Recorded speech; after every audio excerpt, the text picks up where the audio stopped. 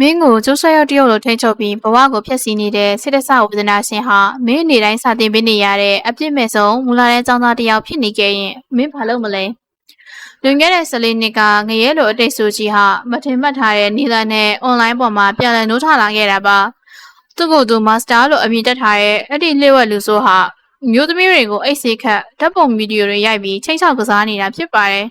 ်ဇလန်းဆက်မှာတော့မီနာဆိုတဲ့ကောင်မလေးဟာចောင်းသွားဖို့အတွက်တန်ရှင်းမှာတေချာပြင်ဆင်နေခဲ့တာပါမီနာရဲ့အမေကတော့ចောင်းတော့ကြတော့မေမထွက်လာသေးဘူးလားလို့အော်ခေါ်နေတာပေါ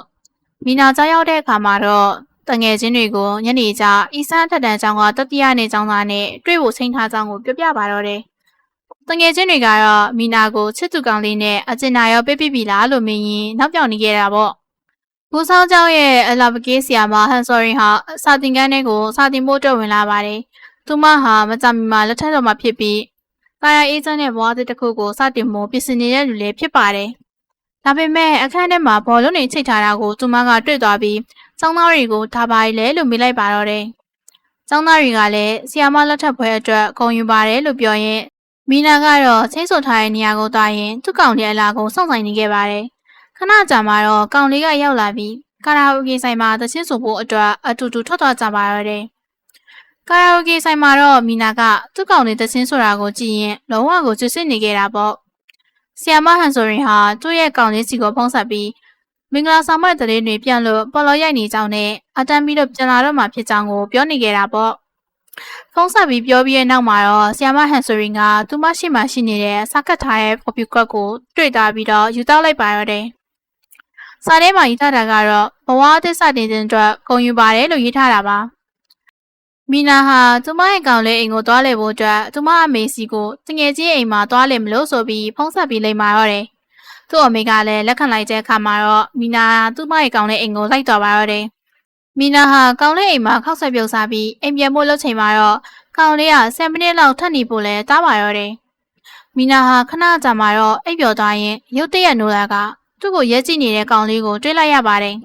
။သူမရဲ့ကောင်လေးကတော့အရက်ထပ်တောက်ဖို့လှမ်းယူပေမဲ့မီနာကထပ်မတောက်ချင်ဘူးလို့ပြောရကြောင်းကောင်လေးကအရက်ပလင်းကိုချပြီးအသက်ရှိနေတဲ့အေးအေးဘူးကိုအမှုပြေတောက်ဖို့ဆိုပြီးမီနာကိုပေးလိုက်ပါတော့တယ်။မီနာကလည်းအဲ့ဒီအေးအေးပလင်းကိုအကုန်တောက်လိုက်တာပေါ့။ဆမ်မဟန်ဆိုရင်ဟာသူမရဲ့အလုပ်စပွဲကွန်ပေါ်မှာအိပ်ပျော်သွားခဲ့တာပါ။ခဏကြာမှတော့သူမရှိနေတဲ့အခန်းကမိတွေအကုန်လုံးမိတ်သွားပြီးလူ၃ယောက်ကဝင်လာပါတော့တယ်။မီနာဟာအေးဘူးတောက်ပြီးအိပ်ပျော်သွားပြီးနောက်မှာတော့ထပ်မံပြီးနိုးလာပါတော့တယ်။ခဏကြာမှတော့သူမရှိရာအခန်းထဲကိုလူတစ်ယောက်ကကင်မရာကင်ပြီးဝင်လာပါတော့တယ်။အဲ့ဒီလူကတော့သူမရဲ့ကောင်လေးဖြစ်နေပြီးကင်မရာနဲ့သူမကိုရိုက်နေခဲ့တာပါ။သူမကဘာလုပ်နေရလဲလို့ကောင်လေးကိုမေးလိုက်ပါတယ်။ဒါပေမဲ့ကောင်လေးကပြတ်မပြေပဲအခြားအခန်းတွေကလူတွေကိုပါထွက်လာဖို့လှမ်းခေါ်လိုက်ပါတော့တယ်။အဲ့ဒီအခါမှာမီနာရှိရာအခန်းထဲကို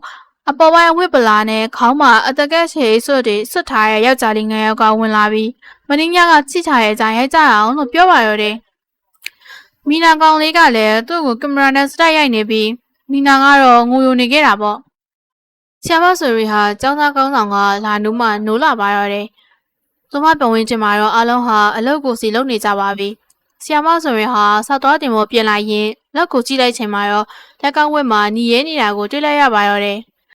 ဆရာမဆိုရင်ကတန့်စင်ကမှာမျက်နှာတင်နေချိန်မှာပဲသူမဖုန်စီကိုအမြင်မသိသူစီကနေစတဲ့ဆောင်ကဝင်လာခဲ့ပါတယ်။ပြပို့လာတဲ့ထဲမှာတော့မူးပြီးနေတဲ့ဆရာမဆိုရင်ရဲ့တပုံကပါဝင်နေပြီးပို့လိုက်သူကသူ့ကိုယ်သူမာစတာလို့အမည်တက်ထားတာပါ။ဆရာမဆိုရင်ဟာပို့လာတဲ့ဓပုံတွေကိုမြင်ပြီးကြောင်းအန်းဖြစ်ကလမ်းမှာသွားနေတဲ့ကျောင်းသူတွေကိုပါဝင်တိုက်မိတဲ့အထိဖြစ်သွားပါတယ်။သူမဖုန်စီကိုမာစတာဆိုတဲ့သူကထပ်ပြီးတော့ဗီဒီယိုတစ်ခုထပ်ပို့လာပြန်ပါတယ်။ဗီဒီယိုထဲမှာတော့သူမရဲ့အိတ်ကိုရှာဖွေနေပြီးမိနေတဲ့သူမနဲ့အတူတွဲရိုက်ကသူမရဲ့ဓပုံတွေမှတ်ပုံတွေမျိုးပါရိုက်ထားပါဝင်နေတာပါအဲ့ဒီနောက်မှာတော့မာစတာကဆီယာမဆိုရင်ကိုငါခိုင်းတာမလုပ်ရင်ဒီဓပုံတွေကိုအင်တာနက်ပေါ်တင်ပြမယ်လို့ချင်းချောက်လာပါတော့တယ်မီနာဟာသူမကိုရိုက်ထားတဲ့ဗီဒီယိုကိုပြန်ကြည့်နေရင်အခန်းထဲမှာငိုနေခဲ့တာပါနောက်နေ့မနက်မှာတော့ဆီယာမဟန်ဆိုရင်ဟာ CCTV မှတ်တမ်းကြည့်လို့ရမလားဆိုပြီးလုံချွေးဦးလေးကြီးကိုမေးပါတယ်အဲ့ဒီဦးလေးကြီးကမှတ်တမ်းပြောင်းရွှေ့ကြောင်းဒီအပတ်အထိ CCTV မှတ်တမ်းတွေမရှိတော့ဘူးဆိုပြီးပြန်ဖြေခဲ့တာပါမီနာလေးကတော့သူ့ရဲ့အမေကိုအိမ်ပြောင်းဖို့အတွက်အကြံပေးပါရတယ်ဆိုရမှာပဲသွားနေကြမယ်ဆိုပြီးတိုက်တွန်းတာပါဒါပေမဲ့သူ့အမေကတော့လက်မခံခဲ့ပါဘူး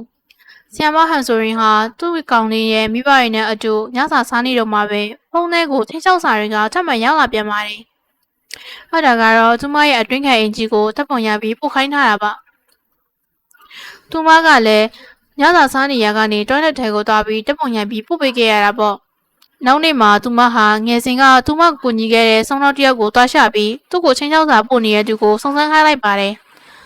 သူမငယ်စဉ်ကပြစ်ခဲ့တဲ့အတတန်းကျောင်းသူတယောက်ကိုမတော်မတရားပြစ်ချင်ခဲ့တဲ့သူတွေကိုရဲတွေကခဝင်ကတိပဲခိုင်းခဲ့ပြီးအဲ့ဒီတရင်ကလည်းပြန့်နှံ့သွားခဲ့တာပါ။စုံတော့လေးဝက်စုံစမ်းပြီးဖြစ်ရှင်းမယ်ဆိုကတိပေးခဲ့ပေမဲ့တကယ်တမ်းတော့ရဲတွေရဲ့ပေါ်စားမှုနဲ့တရင်တောက်တွေကကြည့်ရှိသွားပြီးတရင်ကပြန့်နှံ့သွားခဲ့ရတာပါ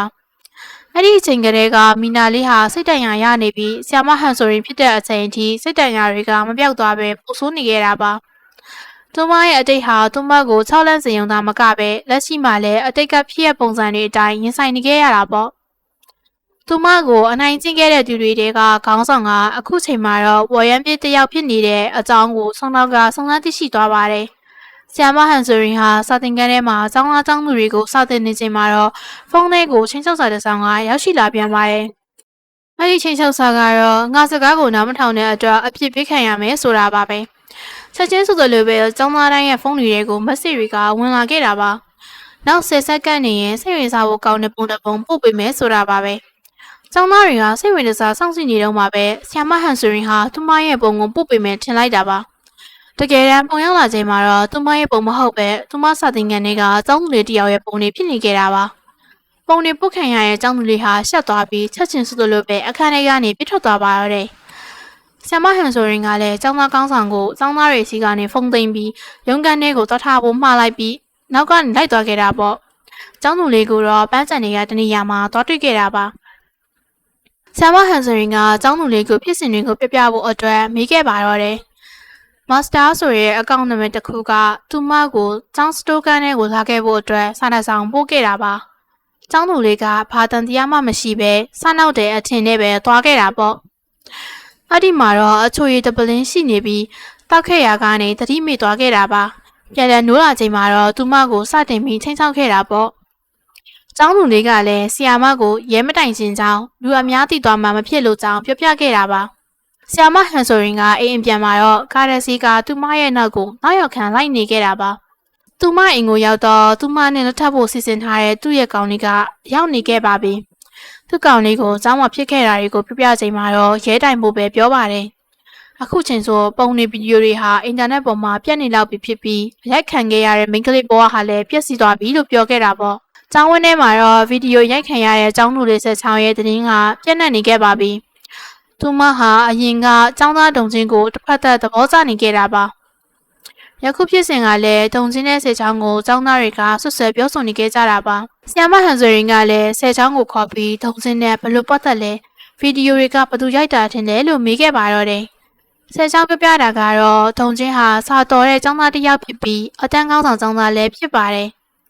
တုံချင်းဟာဆက်ချောင်းကိုသူ့ကိုသဘောကျနေမှန်းသိသွားပြီးဆက်ချောင်းကိုသူ့ရိုက်တဲ့ခန်းခေါ်ခဲ့ပြီးချိန်တွေကအတူနေခဲ့တာပါအဲ့ဒါကိုတုံချင်းဟာကင်မရာနဲ့ဗီဒီယိုခေါ်ရိုက်ထားခဲ့တယ်လို့ပြောပါတော့တယ်ဆက်ချောင်းဟာတုံချင်းရဲ့ကွန်ပျူတာကိုတောင်းရင်ကွန်ပျူတာထဲမှာတော့သူမလိုပဲတခြားမိန်းကလေးတွေရဲ့ပုံနေဗီဒီယိုတွေကိုပါတွေ့သွားခဲ့ပါတယ်လို့ပြန်ပြောပြခဲ့ပါတယ်အဲ့ဒီအကြောင်းတွေကိုဆက်ချောင်းဟာဆီယမဟန်ဆိုရီကိုပြလိုက်တာပါဆီယမဟန်ဆိုရင်ကလည်းဆက်ချောင်းကိုဂန်ဦးချင်းဆိုတဲ့တရားကိုသိလားလို့မေးခဲ့ပါတော့တယ်တကယ်လို့တုံချင်းကတယောက်ယောက်နဲ့တွေ့ဖို့ရှိရင်ဆီယမစီကိုစောက်တွေ့ဖို့ကိုပါပြောခဲ့တာပါနောက်နေ့မှာတော့ဆက်ချောင်းဟာတုံချင်းကတယောက်ယောက်နဲ့တွေ့ဖို့ချိန်ထားတာရှိတဲ့အကြောင်းကိုသိသွားလို့ဆီယမစီကိုမက်ဆေ့ပို့လိုက်ပါတော့တယ်ဆီယမကလည်းတုံချင်းရဲ့နောက်ကိုနောက်ရောက်ခံလိုက်သွားခဲ့တာပ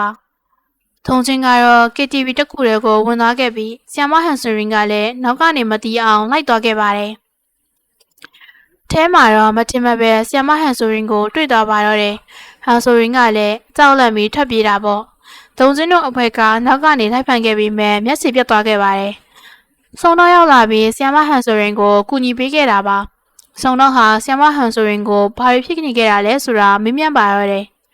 သူဟာတချိန်ကသူမရဲ့အမှုကိုသတင်းထောက်တယောက်ကသူတို့ကိုချိန်ချောက်တဲ့အတွက်မလွဲတာပဲအမှုရဲ့သတင်းကိုပြန့်နှံ့သွားလုပ်တာဆိုပြီးဝန်ခံခဲ့လိုက်တာပါဒီတစ်ခါမှာတော့အတူတူဖြည့်ရှင်းပေးမယ်ဆိုပြီးပြောခဲ့ပါရတယ် ဆီယာမဟန်ဆိုရင်ကတော့ဆောင်းနောက်ကိုမယုံကြည်နိုင်တော့ပဲထွက်သွားခဲ့တာပေါ့ဆောင်းနောက်ဟာတယောက်တည်းဒုံချင်းအကြောင်းကိုစတင်ပြီးလိုက်လံစုံစမ်းပါတော့တယ်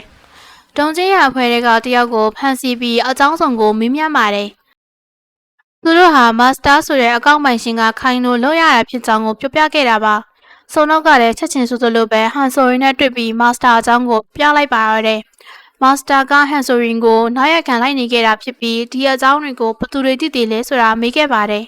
ဟန်ဆိုရင်ကတော့ဒီအကြောင်းတွေကိုသိတာသူမရဲ့ဆယ်ချောင်းဆိုတဲ့အကြောင်းလူလေးရဲ့ပဲရှိတာလို့ပြန်ပြောပြခဲ့ပါတယ်။ဒါဆိုရင်ဆောင်းနောက်ကဆယ်ချောင်းမှာအန်နီရဲ့ရှိနေနိုင်တယ်ဆိုပြီးဟန်ဆိုရင်ကိုအိမ်ပြန်ခိုင်းလိုက်ပြီးသူကတော့စုံစမ်းဖို့ထွက်လာခဲ့တာပါ။ရုတ်တရက်ဟန်ဆိုရင်ကကြောက်လန့်ကလဲကျသွားခဲ့ပါတယ်။ဆောင်းနောက်ကတော့ဖုန်းကိုကြည့်လိုက်ချိန်မှာတော့အင်တာနက်ပေါ်မှာသူမရဲ့ဗီဒီယိုတွေပုံတွေတင်ထားတာကိုတွေ့သွားခဲ့တာပါ။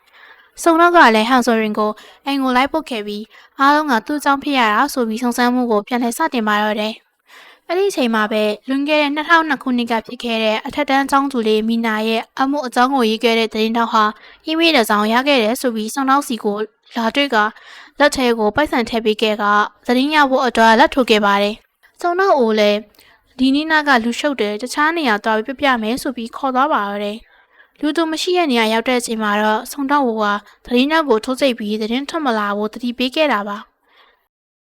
အဲဒီအချိန်မှာတော့ဆ iam မဟန်ဆိုရင်ဆယ်ချောင်းအနေနဲ့ရှိနေပြီဆိုတဲ့စာတစောင်ရရှိခဲ့တာကြောင့်မာစတာကိုရင်ဆိုင်ဖို့တက်တည်မွေးပြီးတော်တွေ့ဖို့ဆုံးဖြတ်ကထွက်လာခဲ့ပါတော့တယ်။သူမကဆောင်းတော့ကိုဆက်သွယ်ဖို့စူးစမ်းခဲ့ပေမဲ့မရခဲ့ပါဘူး။သူမဟာဆောင်းတော့စီကိုဆယ်ချောင်းအနေနဲ့ရှိနေပြီဆိုပြီးမက်ဆေ့ပို့ထားခဲ့တာပါ။ဆောင်းတော့ဟာအဲ့ဒီစာကိုတွေ့ချင်းမှာသူ့ရဲ့တစ်ဖက်ကိုအကြောင်းကြားပြီးနောက်ကနေလိုက်သွားခဲ့ပါတော့တယ်။ဟန်ဆိုရင်ကကျောင်းပြက်တစ်ခုတည်းကိုရောက်နေချိန်မှာတော့အရင်ကအတိုင်းပဲအခန်းတစ်ခုထဲမှာအချိုရည်ပလင်းထားတာပါအဲ့ဒီအချိုရည်ကိုသူမချက်ချင်းစုလိုပဲမောတောက်လိုက်ပါတော့တယ်အဲ့ဒီနောက်မှာတော့လူတစ်ယောက်ကသူမရဲ့ခေါင်းကိုအဝတ်အမဲနဲ့အုပ်ပြီးတော့ခေါ်သွားပါတော့တယ်သူမတတိယလာချိန်မှာတော့လူတစုကသူမရှိမှရှိနေခဲ့တာပါ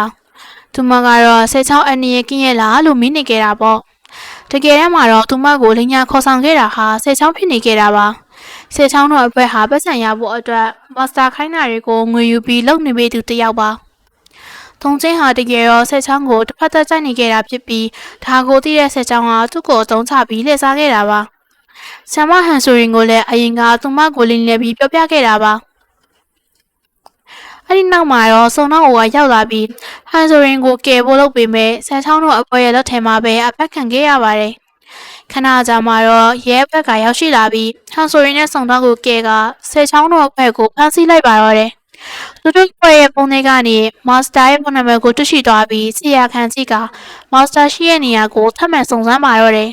။မကြခင်မှာပဲမာစတာရဲ့ဒီနေရာကိုတွေ့ရှိသွားပြီးသွားရောက်ခဲ့ချိန်မှာတော့14နှစ်အရွယ်ကလေးတူဖြစ်နေခဲ့တာပါ။ဆုံတော့ဦးနဲ့ဆီယမဟန်ဆိုရင်တို့ကအန်အော်ဘီချစ်နေခဲ့ကြတာပေါ့။တကယ်တော့ကလေးဟာသူ့ဦးလေးငူးနေချိန်မှာဖုန်းကိုယူကြည့်နေခဲ့ရတဲ့တစင်မာစတာအယောင်ဆောင်ခဲ့တာပါကလေးငယ်ကိုစစ်ဆေးခဲ့ချိန်မှာတော့ဆေးရရုံချိတ်ပြားနေတာမလို့ဒီအတိုင်းဂိမ်းတက်ခုလိုကစားခဲ့တာပါလို့ဖြေခဲ့တာပါတောင်ကိုရီးယားနိုင်ငံရဲ့ဥပဒေအရအသက်မပြေသေးတဲ့ကလေးဖြစ်တာကြောင့်တင်းတင်းကြပ်ကြပ်မလုပ်ဘဲနဲ့တင်းတင်းဆောက်ရှောက်ပြီးပြန်လည်ကောင်းမွန်လာအောင်ထိန်းချောင်းသွားဖို့ပဲရှိခဲ့တာပါအဲ့ဒီလိုနဲ့စုံတော်ထက်ကတယောက်ကဟန်ဆိုရင်ကိုလိပ်စာတစ်ခုပေးခဲ့ပါတော့တယ်အဲ့ဒါကတော့သူမကိုငေစင်ကလိုက်နောက်ဆက်ခဲ့တဲ့အခုဝရမ်းပြဖြစ်နေတဲ့ခင်ငူချင်းကပုံရှောင်နေရပြီးလူအများရဲ့ဖေချင်းချင်းကိုခံခဲ့ရကစိတ်တန်ရာတွေကြောင့်သိဆုံးသွားခဲ့တာပါနောက်ဆုံးမှာတော့ဆီယမဟန်ဆိုရင်ဟာသူ့ကိုနှောက်ယှက်နေတဲ့မာစတာဆိုတဲ့သူကသူတင်ထားတဲ့သူမကောင်းဆိုးဝါးတရားမဟုတ်နေပဲကလေးတောက်ဖြစ်နေခဲ့တာမလို့စိတ်ပေါ်ပါသွားခဲ့ရပါတော့တယ်ဟန်ဆိုရင်ကအတိတ်ဆိုကနေရုံထနိုင်ခဲ့ပေမဲ့ online ပေါ်ကနေဒီလို master တွေနဲ့အမျိုးသမီးတွေပေါ် cyber နည်းနဲ့တက်ဖတ်မှုတွေဟာဒုက္ခပေးဖို့အမြဲအဆင်သင့်ရှိနေစေဆိုတာကိုမိမောင်းထုတ်ပြရင်ဒီဇလန်လေးဟာတော့ဒီမှာတင်ပြီးဆုံးသွားခဲ့ပါတယ်။နောက်ထပ်ဘလို့စကားတွေကို movie recap လုပ်ပြအောင်မလားဆိုတာ comment မှာရေးခဲ့ရင် subscribe လုပ်ထားဖို့မမေ့နဲ့အောင်နော်။